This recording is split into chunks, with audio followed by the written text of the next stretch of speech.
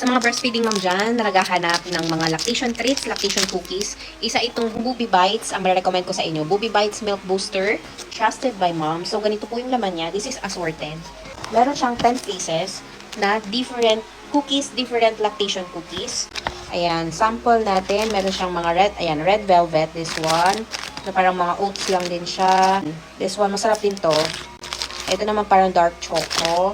Meron din siyang brownies. And this one, butterscotch. So, they have 10 flavors sa ganito. Assorted na siya. And parang nasa 800 plus lang siya. Tatlong ganito na yung mabibili mo na tig 10 pieces po yung laman na cookies. So, this time, ito po yung napili natin kasi gutom na ako. So, maganda to kung hindi ka pa nakakapag-prepare ng food, wala pang food. And nagugutom ka kasi after mo magpadede, gano'n naman po tayo. After natin magpa-breastfeed, magugutom po tayo agad-agad. So, ito yung pwede mong kainin, pampatanggal ng gutom, plus, it boosts your milk supply pa. So, this one made from mga oats siya.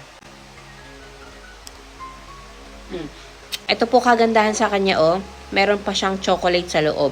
Kaya masarap pa, 'di ba? So, natanggal yung gutom mo, it boosts your milk supply, plus satisfied ka pa kasi ang sarap.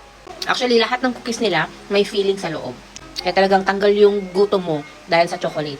Yung iba naman, white chocolate. Depende sa cookies nila. O, 'di ba? Busog-lusog and very delicious. Meron dito sa TikTok ha, nabibili to sa TikTok. Kung gusto nyo, ilagay ko yung link dyan sa yellow basket. Click nyo na lang din. Try nyo tong milk booster ng Boobie Bites. Ang sasarap po lahat ng flavors nila.